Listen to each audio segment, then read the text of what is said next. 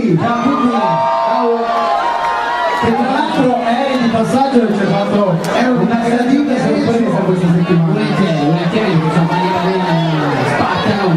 Francesco, ve lo ricorderete, Device Italy, una squadra di Pietro Pelù, è appena uscito, da poco uscito, il suo nuovo singolo, bravissimo, che precede l'uscita di un album, bravissimo. Vediamo se mi ricordo il titolo del singolo, è Un solo giorno in più. Grande, giusto? Un applauso! Viareggio! Eccoci! Yeah. Perfetto, l'ho trovato ovviamente su iTunes, è raccomandabile. Oh, non lo scaricate dai mule, eh? No, anche perché su YouTube si sente male, su YouTube è una schifezza, come dicono a Napoli. Lo potete trovare su tutte le principali piattaforme e sosteniamo ovviamente la nuova musica, la buona musica e la musica emergente. Grande. Vi lascio con Francesco Guasti. Grazie. Yeah. Dai, sulle mani, no? Che batte le mani non tromba, porto male io.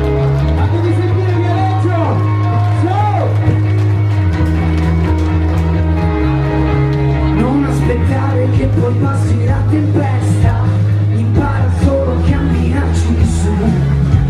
Te lo ripeto 10, 100, 1000 volte, così ci credo anch'io un po' di più. Diresti che non mi è venuta male questa battuta, ma che novità. Diresti che non fa poi tanto male questo sapore, questa libertà. Sulla mano ci basterebbe un solo giorno in più per fare tutto, per farci compagnia.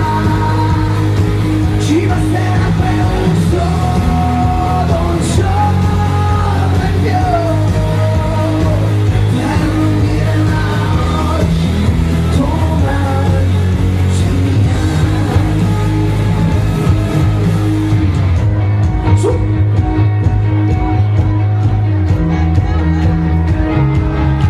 non aspettare la paura o quel che basta, la pace è sempre una ragione in più, come due amanti che si lanciano di testa, ma intanto volano cadenti giù.